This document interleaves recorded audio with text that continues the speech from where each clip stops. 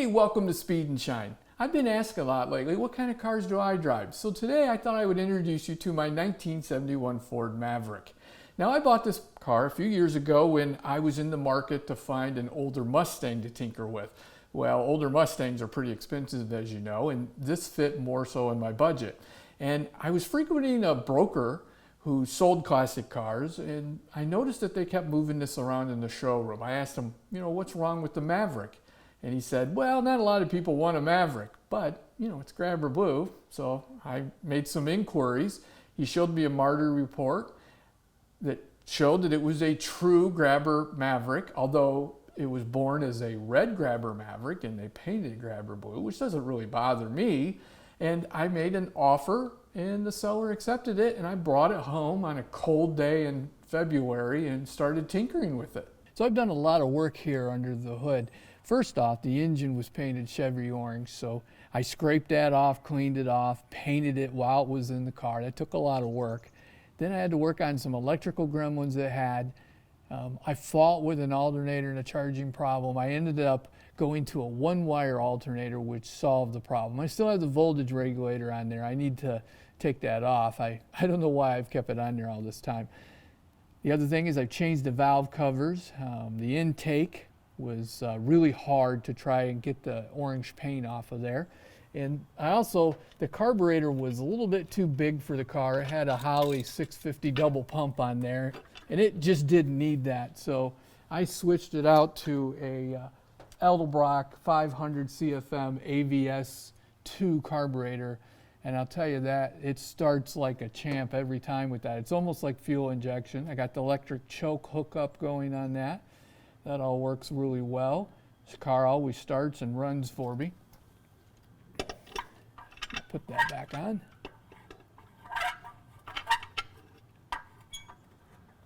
Or try to put it back on, right? There we go. I also painted the inner fender wells and some of the parts here with some black paint to make it look better. And because I do cruise with this car in Woodward, and it does get quite warm and you're sitting in traffic, and I have an electric fan there. I could sit in traffic all day, it never overheats. I'm running about I think it's a 165 thermostat, so that's all good. Has a newer master cylinder on it. When I converted to disc brakes in the front, I put a new master cylinder on there. But this car is really reliable, starts and goes. Probably doesn't get very good gas mileage. I don't think it's very fast. One of the things that the owner complained about when I received the paperwork on this car when I purchased it, he took it to a couple places, and originally he thought he had this engine rebuilt and it should have 400 horsepower, and he was a little disappointed in it. I don't think it's anywhere near 400 horsepower. I think it'd be very close to, what a stock 302 is at the time. And one thing I've learned pouring through the paperwork is, although it looks like a 302, it's a 289 block. Apparently they had a problem with the block, so they bought a 289 block, had it rebuilt, put the 302 heads that came on the car on it. So maybe that's part of the problem. Sooner or later I might change this engine out, or at least change the heads, get something that works a little better. But it is reliable. I've done some wiring work. I tried to put some wiring in the looms. The car is due to be completely rewired. There are some wires under the dash that sometimes you feel them and they're like, well, it's over 50 years old. That's why they feel that way. But I do have a quick disconnect there on the battery. When I bring it in the garage, I do disconnect it just to make sure, extra safety precaution, that it doesn't burn the garage down and burn my Mustang down with it. So as you can see, the interior of the Maverick is pretty stock.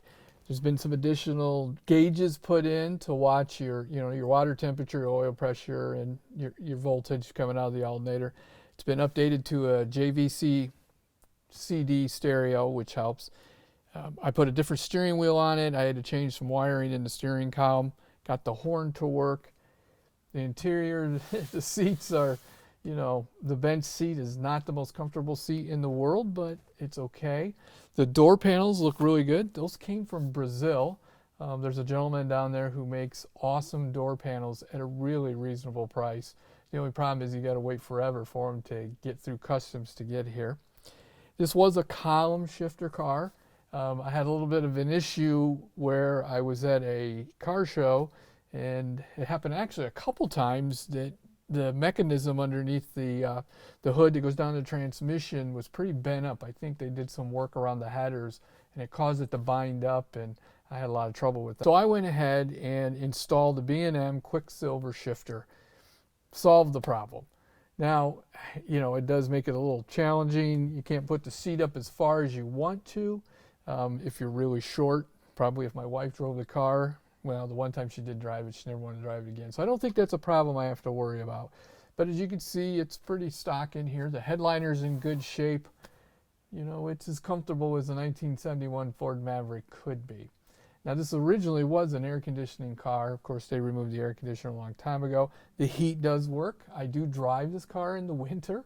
If it's a dry day and the roads aren't too salty or nasty, I do take it out on the weekends for a drive to make sure it still runs. None of my cars just sit in the garage with a cover on it the whole time. They do get driven. I find I have less problems in the spring taking that car out and using it for the first time. I described this car as driver quality. What I mean by that is it has a lot of paint imperfections. The door gaps aren't quite right. The stripes are not perfectly put on, but it looks pretty good. There's not a whole lot of Mavericks out there, and the car is done quite well at car shows. There are a few awards the Maverick has been awarded that I'm pretty proud of, and one of those is the Muscle Car Plus 25th Annual Car Show, winning first place. There was a lot of great cars in there that should have won that. It was judged by people who attended the event and the people who were participating in the event. In any case, it was quite an honor to be awarded that. The other one is the Blue Oval Blast, and the Maverick won the class there, was the class winner. Top car for that. Again, that's judged by the participants in the show, and it was pretty amazing because again there was a lot of cars that really deserved that. But the biggest thrill for me was at the end of the show, one of the last, or it may have been the last award they give out, was the Best of Show non-Mustang. And you're competing against every car there, and it was quite spectacular, and it was a real shock to me that the Maverick won that. So despite being a driver quality, people like it, and they do vote for it, and it's quite an honor.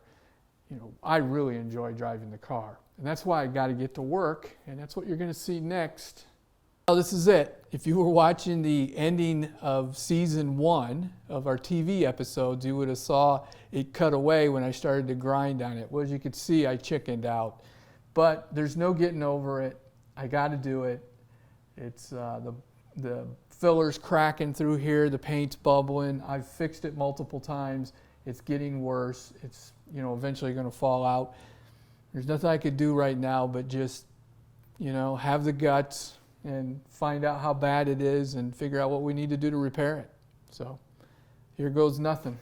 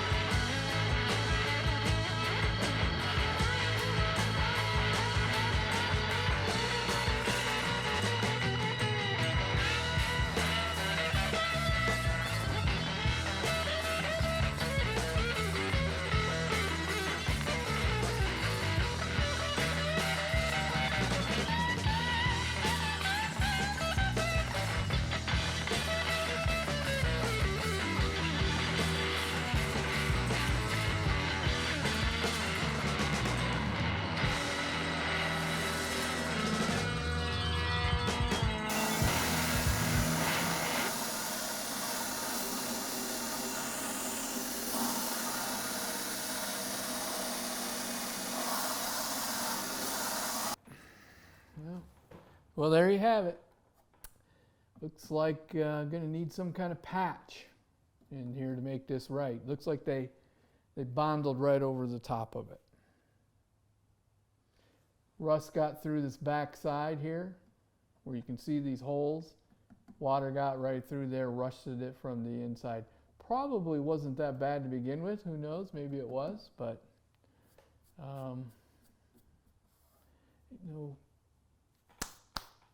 nothing to do here but keep working. So that's it for now. Check in. We'll grind some more out of this next time and figure out how we're going to repair this.